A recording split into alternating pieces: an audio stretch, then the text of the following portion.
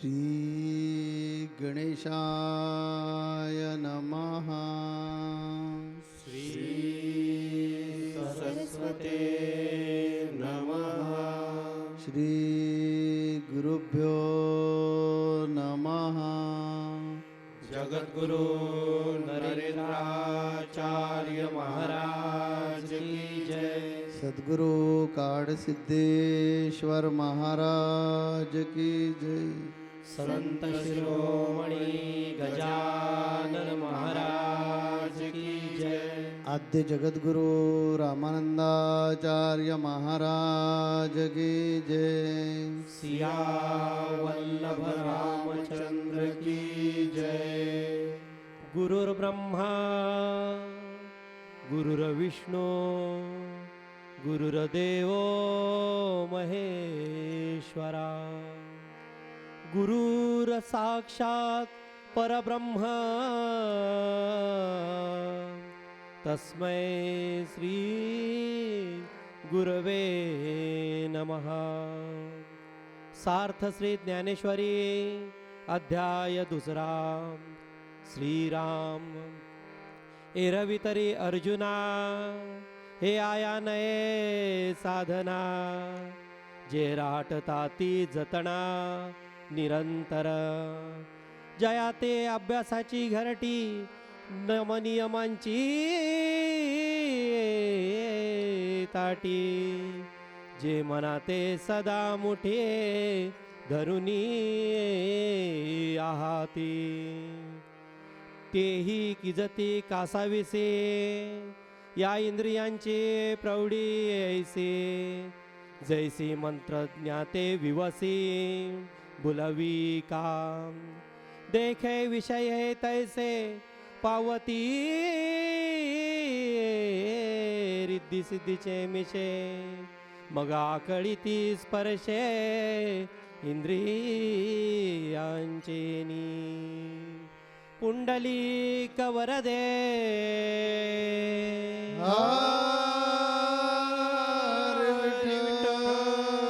श्री ज्ञानदेव तुकाराम पंढरीनाथ महाराज की जय। जगद्गुरु नरेंद्राचार्य महाराज की जय। जगत गुरु श्री के पावन चरण कमलों को वंदन करते हुए सत्संग में उपस्थित सभी श्रोताओं को मेरा सांप्रदायिक श्री गुरुदेव। भगवान श्री कृष्ण तथा अर्जुन के बीच युद्ध स्थल पर हो रहे वार्तालाप को कई सप्ताहों से हम ज्ञानेश्वरी के माध्यम से सुनते आ रहे हैं। उसी क्रम में पिछले सप्ताह हमने स्थितप्रज्ञ व्यक्ति के लक्षणों के विषय में जाना, जिसमें श्री कृष्ण अर्जुन से कह रहे हैं कि देहधारी जीव अथवा अर्थात देहधारी मनुष्य इंद्रिय भोग से भले ही निवृत्त हो जाए, परंतु इंद्रिय भोग की इच्छा उनमें सदैव बनी रहती है। किंतु जो ईश्वर की दिव्य चेतना से युक्त है, ईश्वर की भक्ति से युक्त है, वह ईश्वर के नामस्मरण में भक्ति में स्थिर हो जाता है। और इसी स्थिरता के कारण उसके मन से सारी इच्छाएं खत्म हो जाती है, वह सहज हो जाता है और उसका मन सदा आत्मसुख में ही निमग्न रहता है। ऐसे व्यक्ति को ही स्थिर बुद्धि कहा जाता है। ऐसा व्यक्ति ही स्थिर बुद्धि कहलाता है। और जो व्यक्ति ईश्वर से विभक्त है, ईश्वर की भक्ति से विभक्त है, ऐसा मनुष्य कभी भी किसी भी क्षण इंद्रिय सुख की लालसा में पड़कर कभी भी संकट में पड़ सकता है, क्योंकि इंद्रियां इतनी प्रबल और वेगवान है कि जो मनुष्य के मन को वश में कर लेती है। जबकि मन इंद्रियों को नियंत्रित रखता है, परंतु मन अगर सशक्त ना हो, कमजोर हो, तो वह इंद्रियों के वश में चला जाता है। आगे श्री कृष्ण कहते हैं, हे पार्थ, एक और कुतूहल की बात तो यह है कि योग की साधना करने वाले योगी पुरुष अपने विषय सुखों का त्याग तो पूरे निश्चय के साथ कर लेते हैं। इतना करने पर भी, इंद्रियों को वश में करने के बाद भी, विषय सुखों को त्यागने के बाद भी यदि रसेंद्रियों को वश में ना किया जाए तो ऐसे योगी पुरुषों को ये विषय इस संसार में हजारों तरह से आकर घेर लेते हैं। यह विषय सुख क्या है, इंद्रिय सुख क्या है, इसके ऊपर हम थोड़ा सा संक्षिप्त में जानकारी लेते हैं, उसके बाद हम अपने विषय पर आगे बढ़ते हैं। मनुष्य अपने शरीर के भौतिक सुखों के लिए जो सुख सुविधाओं का प्रयोजन करता है, सुख सुविधाओं के साधन जुटाने का प्रयास करता रहता है और उसी में अपनी सारी जिंदगी खत्म करता है। जैसे आज के हर मनुष्य को, आज इस संसार के हर मनुष्य को यही इच्छा होती है कि मेरा एक हर सुख सुविधाओं से युक्त बड़ा सा बंगला हो, घर हो, एसी कार हो, पैसा हो, प्रॉपर्टी हो, और इन्हीं विषय सुखों के चक्कर में मनुष्य अपना सारा जीवन खत्म कर देता है। और हम में से 100% लोग यह जानते हैं कि इंद्रियां क्या है। मनुष्य में 5 कर्मेंद्रियां है, 5 ज्ञानेंद्रियां है। मनुष्य को किसी भी सुंदर चीज को देखकर उसे पाने की इच्छा होती है, किसी की सुंदरता को देखकर मन लोभी हो जाता है, किसी सुंदर आभूषण को देखकर उसे खरीदने की, पाने की इच्छा होती है, स्वादिष्ट भोजन को देखकर उसे ग्रहण करने की इच्छा होती है, स्वादिष्ट भोजन की खुशबू से मुंह में पानी आ जाता है और उसे खाने का मन करता है। अर्थात इंद्रियां तो अपना काम कर लेती है, आंखों ने अपना काम कर लिया, मन को विचलित कर दिया, परंतु मन अगर कमजोर है तो वह इंद्रियों के वश में चला गया और वह हमेशा इच्छा रखता है कि मैं इन विषय सुखों में ही सुखी हूं, इन विषय सुखों में ही सुख ढूंढने की कोशिश करता है। और इन्हीं इंद्रियों के विषय में, हमारे विषय में श्री कृष्ण अर्जुन से कह रहे हैं, ययतो ह्यपि कौन्तेय पुरुषस्य विपश्चितः इंद्रियाणि प्रमाथीनि हरन्ति प्रसभं मनः। अर्थात, हे कौन्तेय, हे कुंती पुत्र, इंद्रियां इतनी प्रबल और वेगवान है कि जो उस विवेकी पुरुष के मन को भी बलपूर्वक हर लेती है, जिन्हें वे वश में करने का प्रयत्न करते हैं। अनेक विद्वान, आध्यात्मवादी, संत, महात्मा, योगी पुरुष अपने इंद्रियों को वश में करने का प्रयास करते हैं, किंतु उनमें से बड़ा भी कभी कभी इंद्रिय भोग का लक्ष्य बन जाता है और इंद्रियों के अधीन हो जाता है। विश्व के इतिहास में ऐसे अनेक दृष्टांत हमने जाने सुने हैं। विश्वामित्र जैसे पूर्ण योगी, जो एक क्षत्रिय राजकुमार थे, जो अपना सारा राजसी सुख, विषय सुखों को छोड़कर इंद्रियों को वश में करने के लिए, इंद्रिय निग्रह के लिए हजारों साल से तपस्या कर रहे थे। इतनी भक्ति, इतनी तपस्या होने के बाद भी इंद्रियों सुख की लालसा के कारण एक क्षण में ही मेनका को देखकर उनकी तपस्या भंग हो गई। उनके विचलित मन के कारण उनकी तपस्या भंग हो गई और उन्हें फिर से तप करना पड़ा। इतना ही नहीं, अर्जुन जो एक महान भक्त शिष्य थे भगवान श्री कृष्ण के, जो एक ज्ञानी पुरुष थे, जिनके साथ साक्षात सगुण ईश्वर सदैव हर पल हर कदम एक गुरु के रूप में, एक सारथी के रूप में थे, हर कदम पर उन्हें उपदेश, उन्हें मार्गदर्शन कर रहे थे, फिर भी युद्ध स्थल पर उनकी दुविधा मनस्थिति हो चुकी थी। अर्जुन के रोम रोम से कृष्ण कृष्ण के नाम का जप निकलता था। अर्जुन के माथे का एक एक केश कृष्ण कृष्ण के नाम का जप करता है। इतना होने पर भी अर्जुन दुविधा मनस्थिति में पड़ चुके थे। तो हमें कहाँ से शुरू करना है? हम तो आज भक्ति में भी नहीं उतरे हैं। केवल सदगुरु के सहवास में आने के कारण हम बद्ध से मुमुक्षु तक आए हैं और यहीं आकर हम रुक गए हैं। हमें यह सोचना चाहिए कि क्या हमारी भक्ति पर्याप्त है? जो सदगुरु हमें कहते हैं कि मन को एकाग्रता की भक्ति का व्यायाम दो, वो भक्ति जो हम कर रहे हैं वह भी पर्याप्त है? वह भी हम ध्यान से कर सकते हैं क्या? भक्ति करने, एक तो सबसे पहली बात तो हमारे किसी के पास भक्ति करने के लिए समय नहीं है। विषय सुखों के पीछे सुबह 5 बजे से लेकर रात के 11 बजे तक हम दौड़ रहे हैं। दूसरी बात, समय नहीं है और बैठते हैं तो सारी दुनिया के विचार एक साथ हमारे मन में चलते हैं। हमारे सद्गुरु हमें हर प्रवचन में, हर मार्गदर्शन में, हर उपदेश में कहते हैं मन को एकाग्रता की भक्ति का व्यायाम दो। इसका कारण क्या है, कभी हमने इस पर विचार किया है? क्योंकि सद्गुरु अच्छी तरह से जानते हैं कि इस संसार में जितनी भी समस्या, जितने भी परेशानियां, जितनी संकट है मनुष्य के ऊपर आते हैं, उन सबका एक ही मुख्य कारण है, वह है मनुष्य का विचलित मन।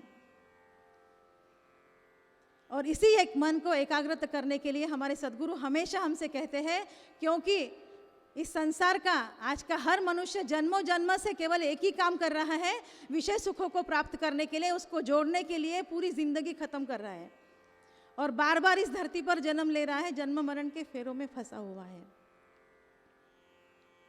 इस संसार के जाल में मनुष्य इस तरह से फंसा है जैसे एक कीड़ा मकड़ी के जाल में फंसता है। विषय सुखों को पाने के लिए हम इतने विचलित हो गए हैं, इतने हम लोग पागल हो चुके हैं कि इंद्रियां है, इंद्रिय के बाद मन है, मन इंद्रियों को वश में करता है और बुद्धि मन को वश में करती है, नियंत्रित रखती है। और इन तीनों को जो नियंत्रण में रखता है वह है आत्मा। हम उसके आगे गए ही नहीं हैं। विषय सुखों को पाने के चक्कर में हम केवल बुद्धि तक ही रुके हुए हैं। जो मनुष्य ईश्वर से विभक्त है वह कभी भी संकट में पड़ सकता है इंद्रियों के वश में जाकर। इस संसार का मनुष्य विषय सुखों को प्राप्त करने के लिए विषय सुखों के जाल में, इस संसार के मोह जाल में इस तरह से पड़ा है जैसे एक मकड़ी के जाल में कीड़ा आकर फंसता है। एक बहुत बड़ा मकड़ी है जिसने बहुत बड़ा जाल बना रखा है और वो मकड़ी जाल बनाकर अपने जाल के किनारे जाकर बैठती है शिकार के इंतजार में। और एक थोड़ी देर बाद एक कीड़ा आता है, उस जाल पर बैठता है। अगले ही क्षण जब वो हिलता है तो वो समझ जाता है कि मैं इस जाल में फंस चुका हूँ और वो बहुत कोशिश करता है उस जाल से निकलने के लिए, बहुत छटपटाता है, लेकिन जितना छटपटाता है उतना ही वो उस जाल में फंसता चला जाता है। थोड़ी देर बाद मकड़ी समझ जाती है कि अब यह फंस चुका है, धीरे धीरे उसके ओर बढ़ती है और उसे जाकर खा लेती है। उसके कुछ ही पल बाद एक दूसरा कीड़ा उस जाल पर आकर बैठता है और अगले ही पल वह भी समझ जाता है कि मैं इस जाल में फंस चुका हूँ, लेकिन वह रुक जाता है, हिलता नहीं है जगह से। बहुत देर तक स्थिर रुककर, एक जगह पर रुककर अपनी सारी शक्ति जुटाने का प्रयास करता है उस जाल से निकलने के लिए। और मकड़ी सोचती है थोड़ी देर के बाद कि यह तो फंस चुका है और धीरे धीरे उसकी तरफ बढ़ने लगती है। मकड़ी थोड़ी ही दूरी पर रहती है, वह कीड़ा पूरी ताकत लगाकर उड़ जाता है, उस जाल से निकल जाता है। इसका संबंध क्या है हमारे रूटीन लाइफ से, उसको हम देखते हैं। अभी हम हर रोज टीवी देखते हैं, टीवी में विज्ञापन आते हैं, अनेक प्रकार के प्रलोभन आते हैं हमें ललचाने के लिए। एक बार टीवी में एक विज्ञापन आ रहा होता है, एक बहुत ही सुंदर नई कार मार्केट में लॉन्च हुई है। मनुष्य की प्रवृत्ति, घर चाहिए, सबसे पहला प्रेफरेंस होता है घर को, दूसरा होता है कार को, आभूषणों को। वो विज्ञापन देख लिया, इंद्रियों ने अपना काम कर दिया, मन को विचलित कर दिया और जैसे ही मन विचलित हुआ बुद्धि भी अस्थिर हो गई। बुद्धि ने अपना काम शुरू कर दिया, हिसाब किताब शुरू कर दिया बुद्धि ने। और सोचते क्या है हम, अरे हमारे पेमेंट में से तो इतने किस्से में आराम से भर सकता हूँ, डाउन पेमेंट भी नहीं देना है, कार की कीमत भी ज़्यादा नहीं है, कम है, किस्ते में आसानी से भर लूँगा। ऑलरेडी घर लोन पे लिया जा चुका है, अब कार लेने का मन कर रहा है, निर्णय हो जाता है तुरंत, डिसीजन हो गया, 2 दिन में प्रोसीजर हो गया, कार घर पे आ गई। 1 महीना 2 महीना बहुत अच्छी तरह से बीत गए, एसी कार में घूमने का मज़ा ले लिया। समय बताकर नहीं आता मनुष्य के ऊपर। तीसरे महीने में कोई इमरजेंसी खर्चा आ गया, बजट बिगड़ना शुरू हो गया। सोचते हैं जाने दो, अगले महीने 2 किस्तें एक साथ भर देंगे, उसको छोड़ देते हैं। ये महीना निकल जाता है, अगले महीने फिर टेंशन डबल किश्त भरने का, फिर किसी से कर्ज ले लेते हैं और किश्तें भरते हैं। ऐसे करके और 2-3 महीने निकल जाते हैं, बजट कुछ सुधरने का नाम नहीं लेता। 4-5 महीनों के बाद बैंक से फ़ोन आना शुरू होते हैं। फ़ोन नहीं उठाया तो घर पे नोटिस आना शुरू हो जाती है, घर जब्त हो जाएगा, कार जब्त हो जाएगी। कुछ दिन बाद जिससे कर्ज लिया था वो भी दरवाजे तक आ जाता है कर्ज मांगने के लिए, पैसा मांगने के लिए। उस समय मनुष्य जागता है। जैसे वो कीड़ा फंस चुका था जाल में, ठीक उसी तरह से इसने अपने आप को फंसा लिया है। खूब छटपटाता है, अब मैं क्या करूँ है। फिर उस समय ईश्वर याद आता है, हे भगवान, हे ईश्वर, मुझे इस समस्या से निकालो, इस कर्ज से मुक्ति दिलाओ, परेशानियों से मुक्ति दिलाओ। भगवान ने कर्ज करवाया था क्या? नहीं। लेकिन तब तो बुद्धि भ्रमिष्ट थी, केवल विषय सुखों को पाने के लिए। बुद्धि तो काम ही नहीं कर रही थी। फिर खूब छटपटाते हैं, ये मंदिर, वो मंदिर, ये ज्योतिषाचार्य, वो ज्योतिषाचार्य, टैरो कार्ड। पढ़े लिखे होने के बाद भी जिसने जो कहा वो करने को तैयार हो जाते हैं, तांत्रिक मांत्रिक तक पहुंच जाते हैं। और जितना छटपटाते हैं उतना ही इस जाल में पूरी तरह से फंसते जाते हैं, कर्जा बढ़ता जाता है, ऐसे ही जीवन समाप्त हो जाता है। ईश्वर तक पहुंचने को समय ही नहीं मिला, संसार संसार करते करते ही मर गए। लेकिन उस दूसरे कीड़े की तरह अगर थोड़ा मन को, बुद्धि को स्थिर रखे, तब बुद्धि यह काम करती है कि जितना पैसा मैं इन तांत्रिक मांत्रिक को इनको दे रहा हूँ, अगर मैं अपने कर्ज वालों को दे दूँ तो कुछ दिन में मैं इसमें से निकल सकता हूँ। क्योंकि विषय सुखों की कोई सीमा नहीं है, कोई अंत नहीं है। हम जब एक वस्तु पाते हैं तो हमें दूसरी की इच्छा होती है, दूसरी मिल जाती है तो तीसरी की इच्छा होती है। हमारे पास साइकिल है तो हमें बाइक चाहिए, बाइक है तो कार चाहिए। इसका कोई अंत नहीं है। इन विषय सुखों की सीमा को हमें निर्धारित करना है कि हमारे लिए क्या सही है, क्या गलत है और कितना चाहिए। लेकिन उसके लिए आवश्यकता है सशक्त मन की, जो इंद्रियों के वश में ना जाए और इंद्रियों को ही वश में करे। और जैसे श्री कृष्ण ने कहा है, इंद्रियां इतनी प्रबल और वेगवान है कि जो योगी पुरुष को तक नहीं छोड़ती, तो हमारी क्या बिसात है। हम भक्ति कर रहे हैं, लेकिन हमारी इसलिए हमने भक्ति का सहारा लेना चाहिए। एक राजा, उनको पश्चाताप हो जाता है कि ये सारा व्यर्थ है और एक दिन हमें जाने का ही है।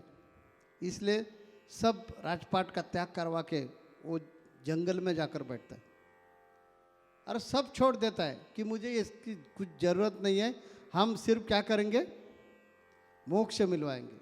इसी कारण सब चीज़ों का त्याग करवा कर वो बैठता है। धीरे धीरे धीरे नामस्मरण शुरू रहता है। एक दिन ऐसी स्थिति होती है कि एक शिकारी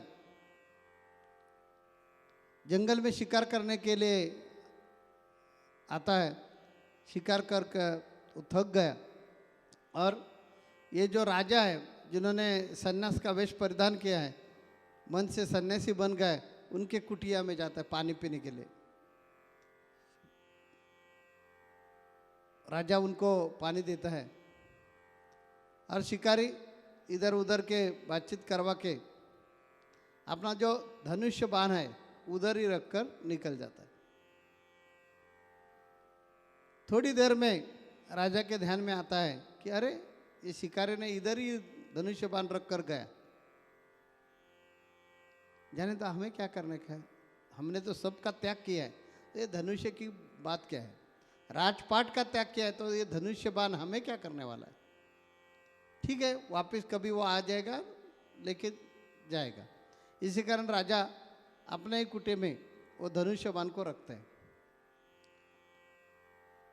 एक 2-4 दिन हो गए और राजा जी के मन में ऑटोमेटिकली आपसे आप मन में आने लगा, पहले हम राजा थे और ऐसी शिकार करते थे, घोड़े के ऊपर, घोड़े के पीठ पर बैठकर दौड़ते दौड़ते शिकार करते थे, और अभी हमने सब त्याग किया है ना, जरूरत नहीं ना हमें अभी हमारा हम शिकार कर सकते या नहीं कर सकते, ये चेक करने की जरूरत नहीं, किसके लिए चाहे छोड़ देंगे।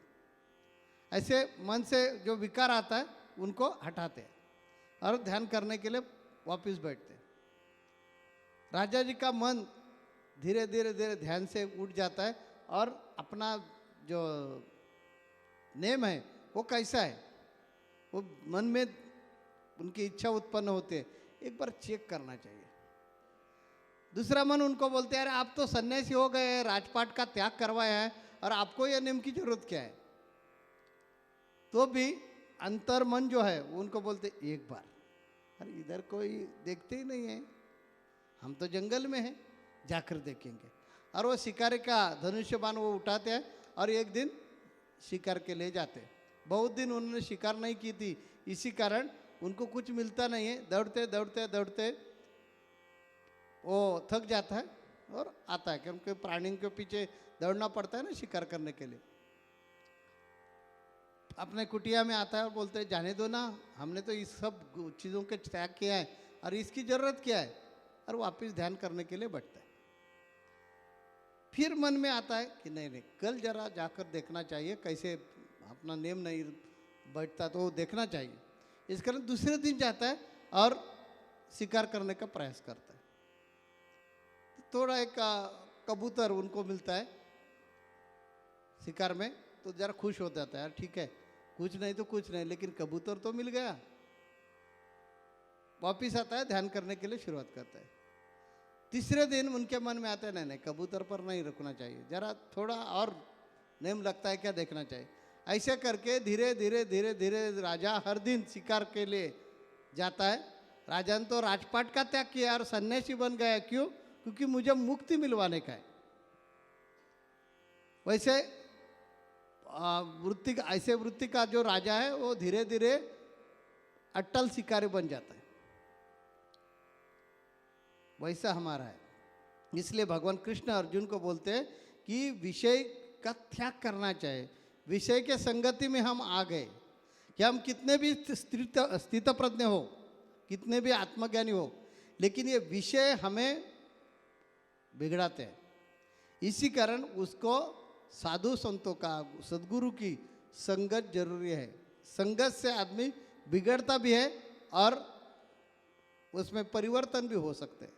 तो परिवर्तन होना चाहिए तो क्या करना चाहिए? सत्संग आवश्यक है, साधु संतों की संगत आवश्यक है, जहाँ या आत्मज्ञान के बारे में चर्चा हो जाती है। हम क्या करते, किसकी संगत करते? प्रापंचिक लोगों की संगत करते। तो उधर वो मिल गए कि आपस में चर्चा शुरू होते, आपके पास कौन सा फ्रिज है, डबल डोर का या सिंगल डोर का है, आपके पास कौन सी गाड़ी है। और मन में आने लगता है, इनके पास फॉर्च्यूनर है तो हमारे पास ये नहीं चलेगी, मर्सिडीज चाहिए। ऐसी स्पर्धा शुरू हो जाती है और ये विषय सुख लेने वाली इंद्रिय जो है वो वापिस प्रवृत्ति के तरफ भागदौड़ करने के लिए शुरुआत करते हैं। आप का ना हो, स्थित प्रज्ञ का ना हो, लेकिन अपने संगत विषय सुख की चर्चा जहाँ शुरू होती है, वैसे ठिकान पे, वैसे विषय में, वैसे लोगों में हमारी आना जाना शुरू रह गए तो हमारे हाथों से ऐसी है गलती होने वाली है। इसी कारण अर्जुन को भगवान कृष्ण बोलते हैं कि हमें क्या करना चाहिए? सर्वसंग त्याग करवा के सद्गुरु का सहवास आवश्यक है। सद्गुरु के ही सहवास में हमें स्थित प्रज्ञ रहने का अनुभव मिल जाएगा। जो स्थित प्रज्ञ व्यक्ति है उनके ऊपर कौन से भी विषय सुख का परिणाम होते नहीं, क्योंकि उन्होंने अपना जो दश इंद्रिय है उन पर कंट्रोल किया है। मराठी में उनको भूतजय बोला जाता है।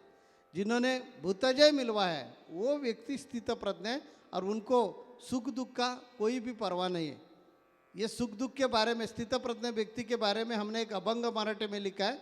वो ऐसा है, येता तरी सुखे या जाता तरी सुखे जा, कोणावरी ना बोजा या जीवनाचा माझा, सुख दुःखाचा सुकाळ या जीवनात माझा। इसका अर्थ है कि हमारे ज़िंदगी में सुख दुख का सुकाल है।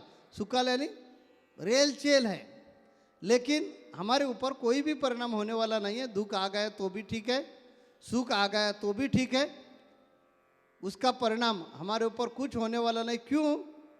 क्योंकि हमारा आखिर का मकसद जो है, जिनकी प्राप्ति करवा के लेना, वो हमें मिल गया है। और जो सुख है वो असली सुख हमें मिल गया है। इसी कारण ये जो शाश्वत सुख है उसका परिणाम हमारे ऊपर कुछ होने वाला नहीं। तो भगवान कृष्ण जी अर्जुन को बोलते हैं, अर्जुन स्थित प्रज्ञ व्यक्ति का ये लक्षण है। आगे भगवान कृष्ण अर्जुन को क्या समझाते हैं वो अगले सत्संग में हम सुनेंगे। जगत गुरु नरेंद्राचार्य महाराज की जय। सद्गुरु काड सिद्धेश्वर महाराज की जय। संत शिरोमणि गजानन महाराज की जय। आद्य जगत गुरु रामानंदाचार्य महाराज की जय। सिया वल्लभ रामचंद्र की जय।